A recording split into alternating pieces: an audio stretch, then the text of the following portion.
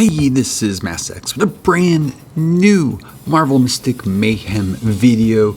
Yes, true believers, our first major event for this game is released, and it is focused around the Fantastic Four. Why, you say? Well, come on, unless you're sleeping under a rock, you know exactly why with the movie coming. So, we are going to get very in-depth with the characters because we need to talk, because one of them in particular could be really game-breaking. But let's go ahead and look at the event real quickly first, what it has to offer you. On the screen, the top one is the Herbie's Log. That is going to be your missions and rewards. The top one is free. The bottom one, you'll have to pay $9.99. Is it worth it? Well, it actually probably is. You are going to be able to get a skin as well as a ton of extra stuff that actually looks pretty reasonable for that. And you're also going to be able to get, with your free ones from doing this event, you're going to be able to get some copies of the Human Torch, as well as the Engage highlight, as well as a copy of, which surprised me, The Thing, which is really nice. So either way, if you go the free to play route, or if you go light spender, either way, it's a good deal. Don't sleep on that, and make sure you're completing those missions to get all those wonderful rewards. Then you have the Journey Begins, and this is going to be your tried and true story mode. You're going to want to push this all the way through, and then the other two portions will unlock in approximately 6 days. Pretty straightforward. Get right through it. I've already done it all. It was very easy. Nothing here that anybody probably won't be able to get through. Then you have the Herald Strikes Back. This area, you are going to be able to get what you need to consume to do it. You'll get one a day. Don't fret if you can't get on one day.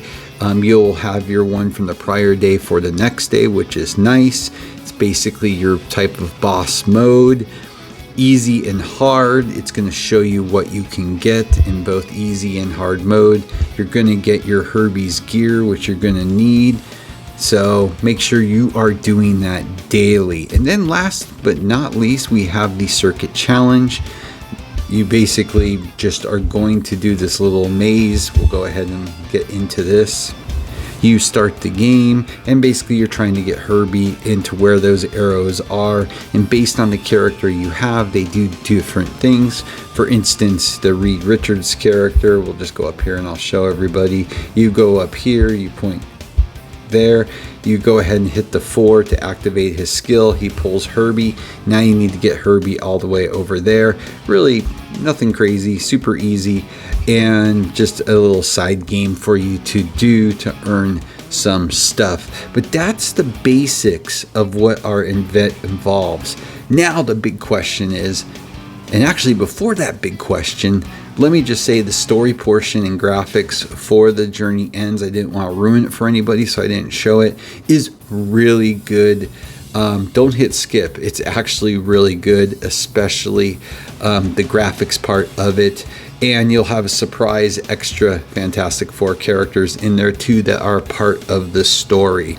Now, looking at our characters, the main banner is for Invisible Woman, who is one I really want to get in depth about talking about. But let's touch upon the two other ones that you're going to be able to get either through the polls, such as the Human Torch, or I'm assuming Thing will be also part of the Mr. Fantastic banner. But just looking at Johnny out of the gate, we're going to hit these quickly. He's a striker, very straightforward character.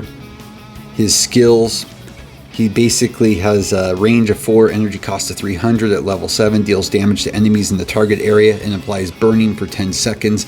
Burning is his key mechanic. Keep that in mind. Under the buffing, it's got a mana cost of 2, range self, gains ultimate energy and mad heat for 10 seconds. What's mad heat? The probability of ignition applying burning increases to 100%, and Human Torch deals more damage to burning enemies. So basically he's going to have this burning mechanic. The question is going to be how effective it is in the game, how high you have to get him built up for it to be effective. It's going to base off of the attack. And then of course you have special damage burning blast skill. It's a mana cost of 4, range 5, sets the target area on fire for 10 seconds, dealing special damage to enemies within every second. So yeah, is it going to be good? We don't know. We're going to have to build them up. We're going to have to test them. Could it be really good, especially for a 2-star? Yeah, it could be really good. But again, how high are you going to have to build him? And you're going to really have to get those talents up, because you're going to want to maximize your attack. You're going to maximize the time it's going to be for the burning to last, etc. One of the things you are going to notice with these characters is when you have them teamed up together, they do get bonuses. So always keep that in mind. Taking a quick look at the thing, he is a defender, okay? And what's he got going for him? Well, his ultimate clobbering time, energy cost 300, range 8. Basically, he's going to roll towards the farthest enemy, dealing physical damage to all enemies along the path. Repeats 1 time, could be good. Then you've got Coming Through skill, mana cost of 3, range 1, deals physical damage to an adjacent enemy and knocks them back if the target collides, and other characters or obstacles deals additional physical damage. So yeah, you know, it stuns them too for 3 seconds, do a little extra damage to anybody around. Could be pretty good actually. And Yancey Street Rage is our last skill. It's a buff, mana cost of 2, takes less damage and taunts all enemies for 8 seconds, which in a defender you do want to see the taunt. So you got the taunt and stun, very similar to armor, so should be pretty effective. The question is what type of damage he could do. Again, we'll get more information on this character as we can open it up and test it. This one will take a little bit longer. Probably really won't be able to get into it till that next banner. But who we really want to talk about is the Invisible Woman. Don't get me wrong, Johnny could be a very good DPS possibly, and we'll have to test him out to see. Thing Ben could be a good tank defender. Again, have to test to see. But Invisible Woman has a very interesting mechanic, and we really have to break her down to really see its full potential. And this character could be really freaking good if certain things fall into place. Now, she is a controller, okay? And looking at basically her talents, we will go first off at the bottom. So we've got the debuff, Invisible Attack, Special Damage. Deals 400% of Invisible Woman's attack as special damage to enemies in the target area and applies blinded for 10 seconds. Blinded basically means basic attacks always miss. Then her ultimate, Full Transparency. All allies in the target area become invisible for 5 seconds, and their attack increases by 69%. Of course, this is all going to be based on how leveled up you have the character. For 15 seconds, invisible cannot be targeted by enemies. Now that is a nice buff, okay? A nice buff, and unable to be hit. Then the debuff for Inside Out, Special Damage, deals 320% of Invisible Woman's attack as special damage to enemies in the target area and applies Invisible Aftermath for 10 seconds. Invisible Aftermath increases ultimate move damage taken by 46%, which is pretty big. So now, let's see what we do if we start really pushing her. You've got, of course, the stat bonus of Piercing Force. Invisible Aftermath applied by Inside Out lasts 5 more seconds. That's what you want to see. Fantastic Forever stat bonus when your team has 1 or 2 of the following. It's basically going to get an attack and defense increase, 6 or 12% based on if you're using a full team or not. And then you've got Warded Warrior. Allies with a shield deal 10% more damage, which is going to help.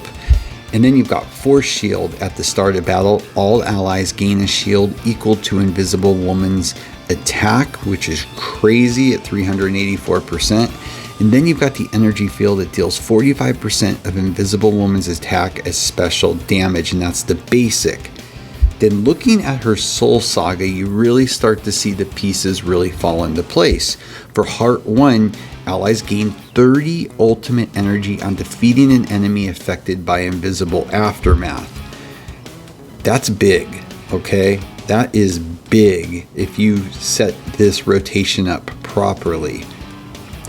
Looking at Mind 1, using full transparency triggers Force Shield, granting allies a shield, which is also going to in turn give them another buff according to what we looked at before.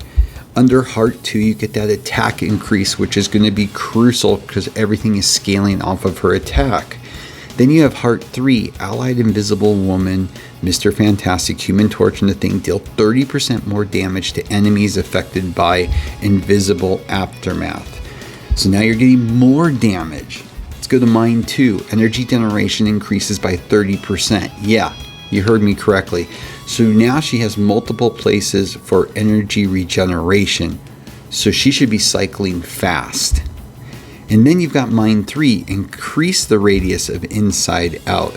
So now it's even a larger area.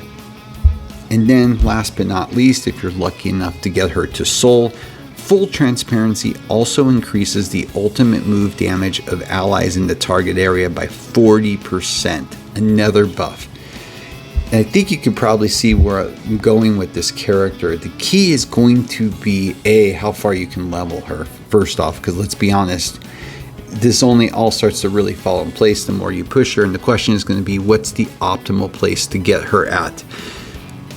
And 2, it's going to be all about rotation. How you are going to be moving from the different skills and marrying on the characters you use, how they need to fall into place, because you're going to want to take advantage of certain things, and she may need to ult first. Well, she may not need to, she will need to ult first.